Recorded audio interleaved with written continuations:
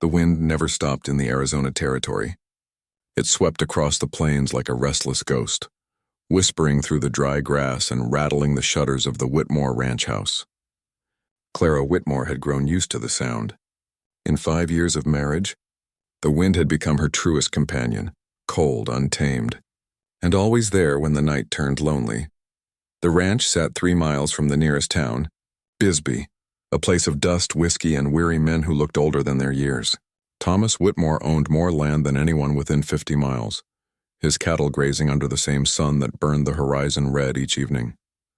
To the townsfolk, Thomas was a success story, a man who had tamed the desert. But to Clara, he was a stranger who shared her roof, a shadow who spoke only of profits and droughts and the next shipment of feed. She had married him when she was just 20. Her father, a storekeeper from St. Louis, had been proud to give his daughter to such a prosperous man. "He'll give you a fine life, Clara," he'd said. "You'll never want for anything." And Thomas did give her everything money could buy: silk dresses from back east, a polished piano she played alone at night, and a big white house that gleamed like a false promise in the desert sun. But none of it filled the hollow inside her chest. Every morning followed the same quiet ritual. Clara would rise before dawn, light the stove, and prepare Thomas's breakfast. He'd come down, still half asleep, buttoning his vest, smelling faintly of tobacco and horse. He'd sit, eat without a word, and leave before the sun fully cleared the hills. Sometimes he'd mutter, "Got fences to mend. Don't wait supper." Then the screen door would slam and the silence would swallow her whole. Clara had tried to love him once. In the early days, she'd waited by the window for him to return, heart fluttering at the sight of his horse in the distance. She'd cooked his favorite meals, written him small notes, even placed wildflowers by his plate. But her gestures had been met with indifference. Thomas wasn't cruel, just distant, as if love were a language he never learned. His world revolved around his cattle, his workers, and the endless land that he claimed as his kingdom. By the 3rd year, Clara stopped trying. The piano keys grew dusty. Her laughter faded like an echo in an empty canyon. She took to walking the property at dusk when the heat softened and the coyotes began to sing in the hills. She'd watch the sun sink behind the red rocks, painting the desert gold, and wonder if there was more to life than this endless ache. Sometimes she imagined herself as one of those desert wildflowers that bloomed only after rain, a rare, brief beauty that no one noticed until it was gone. The people in town pitied her in that quiet, careful way folks did when gossip was the only entertainment for miles around. They'd nod politely when she came in for supplies, whispering once she passed. "Poor Mrs. Whitmore," they'd say. "Pretty thing like that, married to a man who don't even look at her." Clara heard them once, in the back of Jenkins' general store, and the words stung, but they also rang true. Still, she kept her dignity. She wore her hair pinned, her dresses clean, her chin high. If Thomas saw her as an ornament, then she would at least be a flawless one. Yet deep down she longed for something wild, something real, a spark to shatter the silence that had become her life. On Sunday mornings, she rode alone. Her mare Daisy was her only friend in that barren world. Together they'd ride out past the dry creek bed, through the mesquite and prickly pear, until the ranch was a distant memory. Clara would stop atop a ridge, look down at the endless sweep of desert, and breathe. Out there beneath the wide, merciless sky, she felt both small and free. The wind tangled her hair, the sun kissed her skin, and for a fleeting moment she remembered she was alive. But the feeling never lasted. When she returned home, Thomas would be in his study, ledger open, pen scratching. He'd nod at her briefly, as though she were one of the hired hands returning from the fields. "You've been out long," he might say. And that was all. No warmth, no curiosity, just an acknowledgement of her existence. That night, like every other, she would lie beside him in bed, staring at the ceiling while the moonlight filtered through the curtains. His breathing was steady, distant. Between them lay an ocean of silence too wide to cross. Sometimes she would close her eyes and imagine what it might feel like to be held, not out of duty or possession, but out of desire. Then she'd drift into sleep and dream of nothing. The 5th year of their marriage brought a drought that broke both the land and the people living on it. The cattle grew thin, the wells dry, and tempers short. Thomas grew harder, more withdrawn, his mind consumed by loss and worry. Clara tried to speak to him once, offered to help with the books to comfort him, but he brushed her aside. You wouldn't understand, he said. Go play your piano, Clara. She didn't touch the keys again. By late summer, the desert became a graveyard of sun-bleached bones and wilted grass. The air shimmered with heat, and even the wind seemed to have lost its song. That was when Clara began to sense the change, not in her husband but in herself. Something inside her was waking, restless and wild, like the desert before a storm.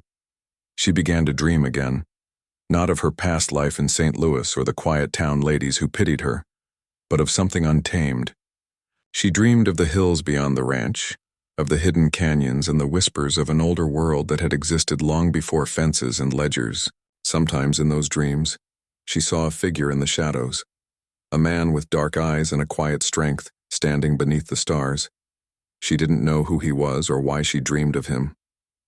But the image haunted her, stirring something long buried beneath 5 years of silence. One evening, as the sky burned orange and violet, Clara stood on the porch, her shawl around her shoulders. Thomas had gone to Bisbee for supplies and wouldn't return till morning. The ranch was still, the air heavy with heat. She watched the horizon, the last light fading behind the mesas, and whispered to no one, "There has to be more than this." The wind answered her, carrying the faint scent of rain. That night, as the first distant thunder rolled across the plains, she sat by the window, watching the lightning dance over the distant hills. She didn't know it yet, but the storm would bring more than rain. It would bring a stranger, one who would change her life forever. And when the dawn came, with the scent of wet earth and the cry of coyotes in the distance, Clara Whitmore would no longer be the same woman who had spent 5 years as a wife without love. The storm had passed, but it left the desert raw and trembling. The air smelled of wet dust and lightning, and the ground steamed beneath the newborn sun. Clara Whitmore stood by the barn that morning, her skirts damp from the dew, her eyes heavy from another sleepless night. The rain had fallen fierce and sudden, one of those desert tempests that came out of nowhere, cracking open the sky like a whip and vanishing just as quick. She had lain awake through it, listening to the thunder roll across the hills. Yet as the quiet returned, she thought she heard something else, a sound out of place. A cry, maybe. Low. Human. Now, standing in the stillness of dawn, she heard it again. It came from the barn. Clara's heart jumped. She took a breath and pushed open the door. The smell of wet hay and horses filled her nose. The morning light streamed through the cracks in the wood, cutting sharp beams across the floor. And there, half buried in straw near the far stall, was a man. He was young, no older than 30, his skin dark from the sun, his hair long and black as a raven's wing. His chest was bare save for the streaks of blood and mud that marked him. He wore torn deerskin trousers, and his left shoulder was bound in a makeshift bandage, dark with dried blood. His breath came ragged, shallow, and Apache. Clara froze. Every instinct told her to run. She'd heard the stories, the ones whispered in town about raids, about scalps taken, about settlers ambushed along the border. To shelter a wounded Apache was dangerous, even treasonous in the eyes of some. But when she looked at him, truly looked, she saw not a savage, but a man broken by the land just as she had been. He stirred, his eyes fluttering open. They were dark and fierce, yet there was something else in them, weariness, pain, and confusion. "Don't move," she said softly, though her voice trembled. "You're hurt." He tried to rise, but his strength failed him. He collapsed back into the hay, breathing hard. Clara's hands shook as she fetched water from the pail and a clean cloth. She didn't think. She simply acted, the way she might tend a wounded animal. She knelt beside him and began to wipe the dirt from his wound. The moment her fingers touched his skin, his muscles tensed. He stared at her, eyes sharp with mistrust. "It's all right," she whispered. "I won't hurt you." He said something then, low and guttural in his own tongue. She didn't understand the words, but the tone was clear. A warning, a question, maybe both. Clara pointed to his wound, then to herself. "Help," she said slowly. "I help you." For a long moment he said nothing. Then he gave a small nod, his body relaxing just enough for her to continue. She cleaned the gash and replaced his bandage, her hands steady now, her fear replaced by something she couldn't name. When she finished, he met her eyes again. "Nakai," he said quietly, touching his chest. She blinked, realizing he was telling her his name. "Nakai," she repeated, the word strange but soft on her tongue. Then she pointed to herself. Clara, he repeated it almost reverently. Clara. Something passed between them then. A fragile understanding like the first light after a storm. For 2 days, she kept him hidden. Thomas was still in Bisbee, and the ranch hands had been sent out to check the fences. She brought Nakai water, bread, and bits of meat, careful not to be seen. He spoke little, but his eyes followed her everywhere she went. There was a calmness in his gaze, even in pain, like the desert itself. Silent, steady, eternal. On the second night, when she brought him supper, he was sitting upright, his color stronger. He gestured for her to sit. She hesitated, then did. For a while they said nothing. The rain had started again outside, soft and steady. He looked toward the open doorway where the lightning flickered in the distance, and spoke a few slow words. Sky, cry, he said, gesturing upward. Clara smiled faintly. Yes, the sky is crying. He nodded, pleased she understood. Then he touched his chest again. War, he said. Soldiers, shoot. Me run, her breath caught. So he had been fleeing the cavalry. It made sense. The army patrols had been sweeping through the territory lately, hunting down Apache bands that refused to surrender to reservation life. You'll be safe here, she said softly, though she wasn't sure if he understood. He looked at her again, and for a moment something warm flickered behind those dark eyes. You good woman, he said slowly, haltingly. Her heart gave a strange flutter. It had been so long, so very long, since anyone had looked at her with kindness. Days passed. Nakai grew stronger. He spoke more each day, and though his English was broken, Clara began to piece together fragments of his story. He had been part of a small group traveling north when soldiers ambushed them near the San Pedro. He alone escaped, wounded, half dead, and had stumbled into her barn by chance. He asked once, You alone here? She hesitated before answering. My husband owns this ranch, she said quietly. He's away. Nakai studied her face for a long time, then said simply, You not happy? The words struck her like a blade. She looked away, blinking hard. No, she whispered. I'm not. That night, Clara sat awake by the window again, watching the desert stars shimmer like cold fire across the sky. She thought of the man lying in her barn, the stranger whose life now intertwined with hers. It should have frightened her. But it didn't. Instead, she felt something unfamiliar, an ache of curiosity, of connection, of quiet yearning. In the days that followed, the two grew closer, bound by gestures and glances more than words. He showed her things she had never noticed about the land, the way the wind shifted before rain, how the quail nested near the rocks, how the coyote's call changed when danger lurked nearby. When she asked how he knew all this, he smiled and said, Desert talk. You listen, you hear. She found herself listening, not just to the land, but to him. Each day she lingered longer in the barn. She brought him books, tried to teach him words. In return, he taught her Apache ones, soft musical syllables that rolled like distant thunder. She laughed once when she mispronounced one, and he laughed too. A deep, warm sound that filled the small space with life. It was the first time she had laughed in years, but beneath the growing light between them, a shadow loomed. Clara knew he couldn't stay. The soldiers would come again searching, and if they found him here, found her helping him, it would mean ruin. Still, she couldn't bring herself to send him away. Each night she told herself she would tell him to go in the morning. And each morning she found another reason not to. By the end of the week, Nakai could stand, though his shoulder was still weak. He thanked her with a small bow of his head. You give life, he said simply. I not forget. Clara felt her throat tighten. And I'll never forget you, Nakai. For a long moment they stood there, the air thick between them. Then, without thinking, she reached out and touched his hand. His skin was warm, rough, alive. He didn't pull away. Outside, the wind stirred again, carrying the scent of rain and something else, something wild and unnamed. Neither of them knew it yet, but that touch was the beginning of everything that would come after. The days that followed were unlike any Clara Whitmore had ever known.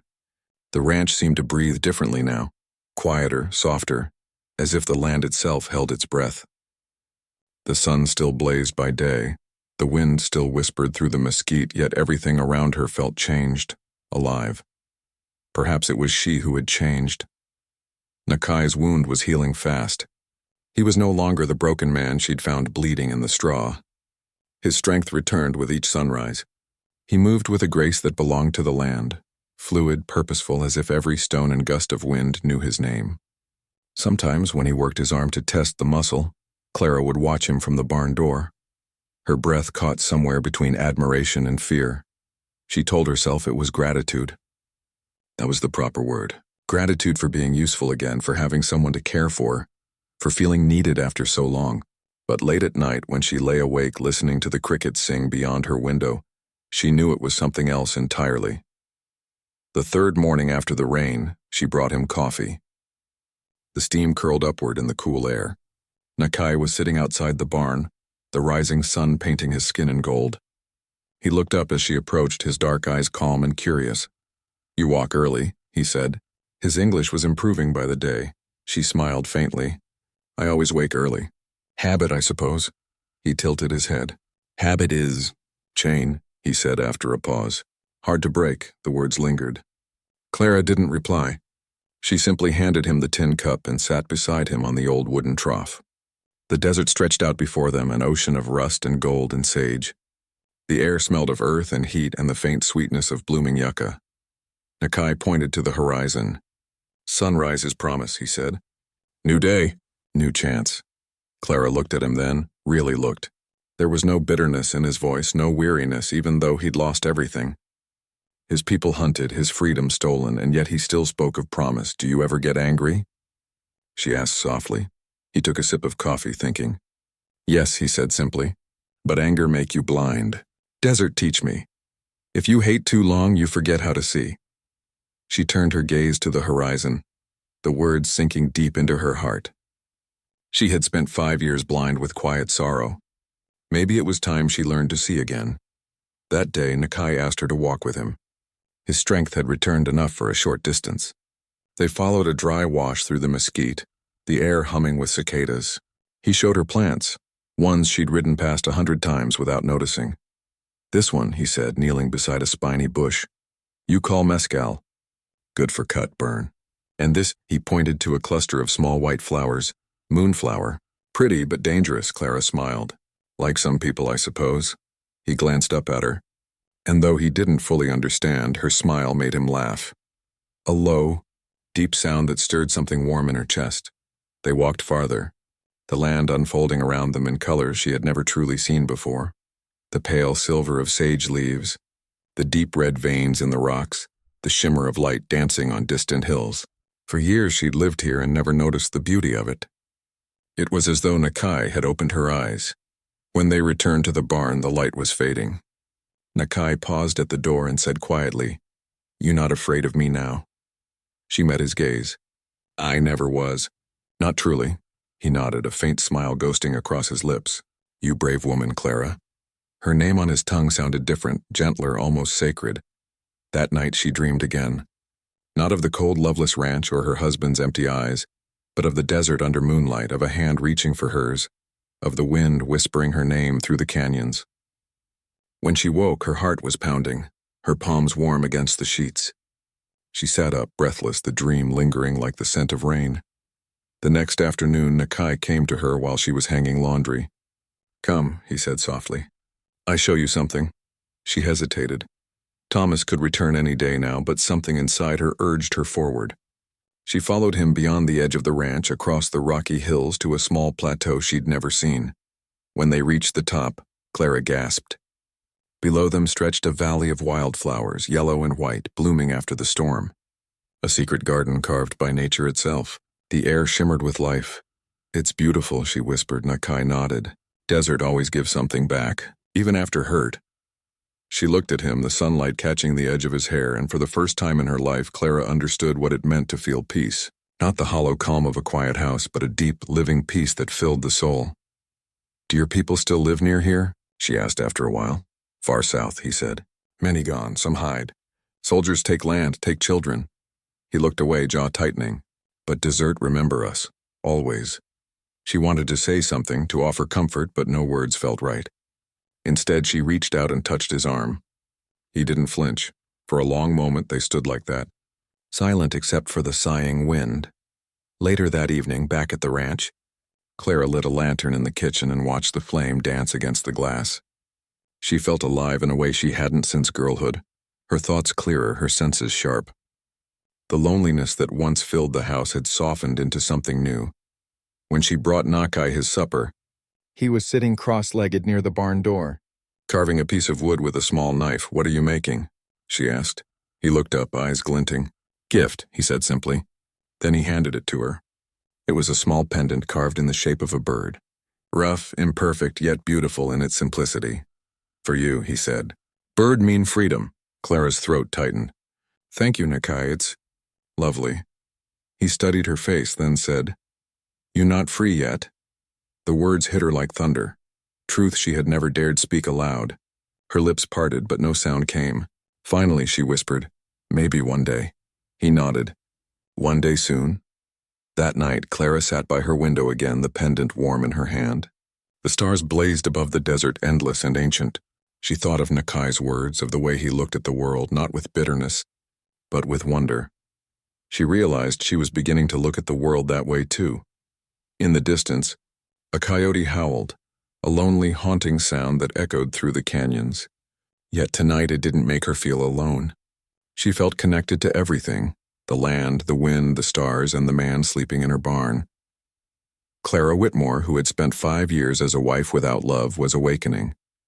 Slowly, quietly, her heart was learning how to beat again, and though neither she nor Nakai spoke of it aloud, both of them knew something was coming. Something they could not stop. The summer moon rose over the Arizona hills like a silver coin tossed by some restless god. Its light spilled across the desert floor, turning the mesquite into black lace and the sand into white fire. The night wind carried the scent of rain and creosote, soft and cool after the heat of day. It was the kind of night that made the earth itself seem alive, breathing, waiting. Clara stood on the porch, her shawl drawn tight around her shoulders. Inside the house, everything was still. Thomas hadn't yet returned from Bisbee. She had no idea when he would. The thought should have filled her with dread. Instead, she felt only the strange, quiet certainty that something was about to change. Down by the barn, a faint glow moved, the light of a lantern. Nakai was awake. She hesitated, her heart beating fast. For days she had known he would be leaving soon. The soldiers had been sighted near the river. It was no longer safe for him to stay. Each hour that passed was borrowed time. The thought of his absence left her hollow. Clara stepped down from the porch and crossed the yard. The dry earth crunched beneath her boots. When she reached the barn, Nakai was standing by the open doors, his shadow stretching long in the moonlight. He turned as she approached, and for a moment neither spoke. "You shouldn't be out here," she said softly, her voice trembling. He looked at her, eyes dark as the midnight hills. "I go before dawn." Her throat tightened. "I know," he nodded once. "Soldiers come. I feel it." The silence that followed was heavy, filled with all the words neither of them knew how to say. Finally, she took a step closer. "Where will you go?" "South," he said. "To my people. Maybe mountains." She wanted to tell him not to go, to beg him to stay, but she knew it was impossible. The world they lived in would never let them share more than this fleeting sliver of time. Still, she had to ask, "Will I ever see you again?" Nakai looked toward the horizon, where the desert melted into the night sky. "Desert small," he said quietly. "Spirits guide paths. Maybe again." She wanted to believe him. He turned back to her then, and she saw something in his eyes that made her breath catch. Not pity, not gratitude, but longing. It was the same hunger that lived inside her, the same ache born of years of silence and loneliness. When he spoke, his voice was low, roughened by emotion. "You are a brave woman, Clara. You give me life. Not just body. Here." He touched his chest. "In here." The world seemed to stop. The wind stilled. The lantern flame wavered between them, caught in its own trembling light. Clara felt the tears rise before she could stop them. "And you've given me something too," she whispered. "You've shown me what it means to feel again." For a long time they simply stood there, eyes locked, two lost souls meeting in the stillness of the desert night. Then slowly, he reached out and brushed his fingers against her cheek. The touch was light, reverent, almost uncertain. She closed her eyes. No one had touched her like that in 5 long years. Not with ownership, not with obligation, but with wonder. When she opened her eyes again, he was closer. She could see the faint scar along his jaw, the curve of his mouth, the rise and fall of his breath. She could smell the faint scent of cedar smoke on his skin. "You are not afraid," he said. "Not anymore." And in that moment, the space between them vanished. He drew her into his arms and she let herself fall against him. The world outside dissolved, the fences, the house, the years of emptiness. All that remained was the sound of the wind and the steady beat of his heart beneath her ear. They did not speak. Words would have been too small for what passed between them. Theirs was not the love of storybooks or sermons. It was something older, elemental, born of hunger and grace, of loss and discovery. Time slipped away. When she finally looked up, the moon had climbed high above the barn, pouring its pale light through the open doors. It painted Nakai's face in silver, catching the solemn gentleness in his eyes. "I wish things were different," she murmured. He shook his head. "Things always change. But this," he touched her hand, pressing it to his heart, "this never go." And she believed him. They spent the night together in quiet closeness, talking softly about things that didn't matter and things that mattered too much to name. The stars, the mountains, the sound of rain, the loneliness of two people born into different worlds. When she began to cry, he wiped her tears with the back of his hand and whispered, "No more sadness, Clara. Desert see you. Desert love you."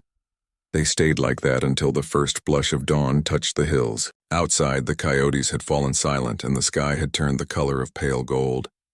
The light crept into the barn, soft and merciless, revealing everything the night had hidden: the horses, the scattered straw, the woman who had found herself in the arms of a man she could never have. Nakai stood first, his movement slow, deliberate. He gathered his few things, a knife, a piece of cloth, the small pouch he carried. Clara watched him in silence, unable to move. When he turned back to her, the sorrow in his eyes mirrored her own. He stepped forward and placed something in her hand, a smooth stone carved with a symbol she did not recognize. "What is it?" she asked. He smiled faintly. "Heart," he said. "Mine and yours. Spirit stone, you keep. You remember." Her fingers closed around it. It was warm from his touch. Then, before she could speak, he leaned down and kissed her forehead.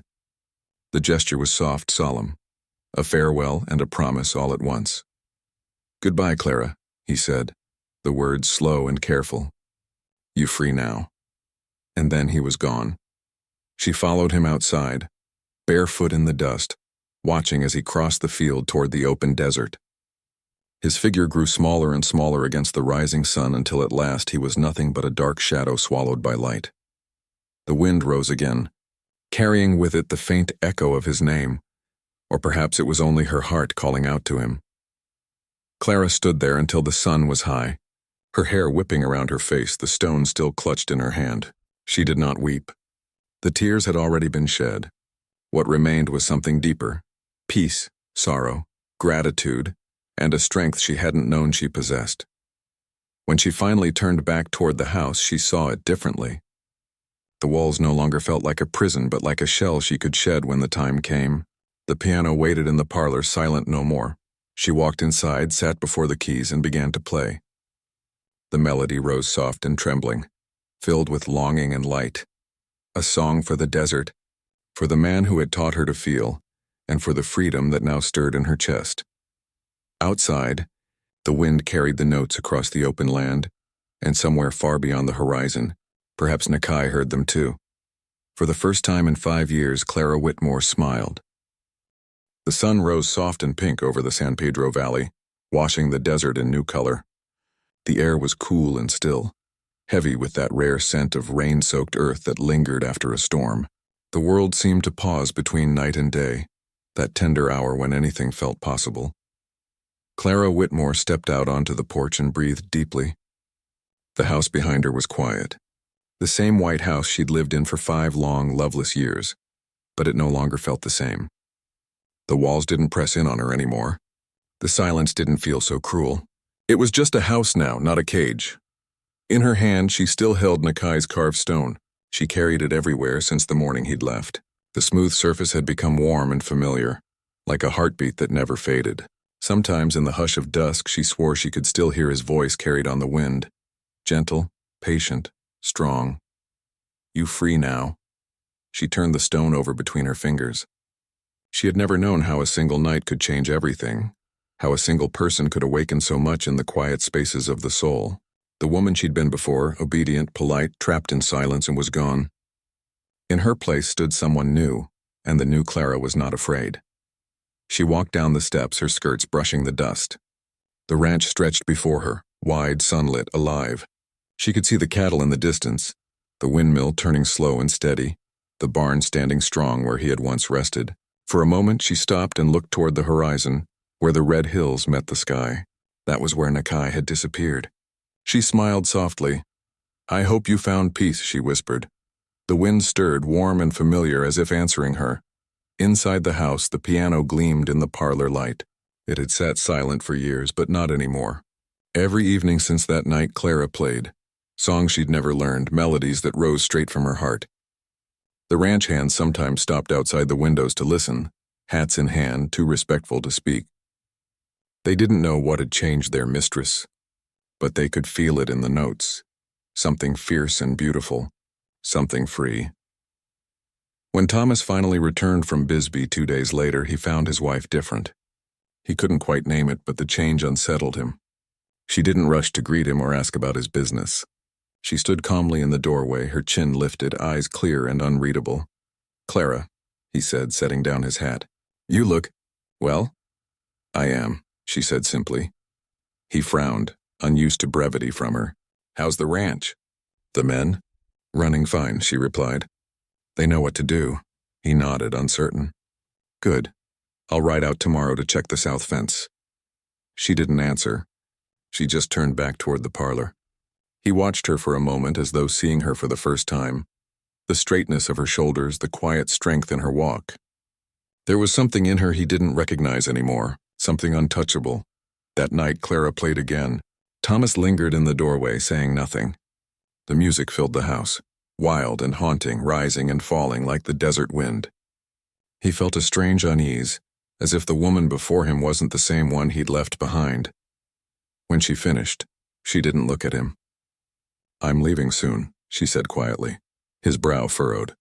"Leaving? For where?" "I don't know yet. Maybe west. Maybe California. Anywhere the sky still feels big." He stared at her, astonished. "You can't just leave, Clara. This is your home." "No, Thomas," she said, meeting his eyes. "This was never my home. Just your house." He took a step toward her. "What's gotten into you?" "Life," she said simply. "It's gotten into me." And then she turned and walked past him, leaving him speechless in the doorway. For the first time in their marriage, she didn't look back. The days that followed were filled with quiet preparation. Clara packed little, just her clothes, a few books, and the stone Nakai had given her. She sold her piano to the local schoolhouse and gave most of her dresses to the preacher's wife. The ranch hands offered to stay on with Thomas, but when word spread that Mrs. Whitmore was heading west alone, people talked. Some said she'd lost her mind. Others said she was brave. A few whispered the truth they guessed but couldn't prove, that somewhere out in the desert she'd found something or someone who'd reminded her how to live. Clara didn't listen to any of it. She had no need for their approval. For the first time in her life, she was walking a road of her own choosing. On her last morning, she saddled Daisy herself.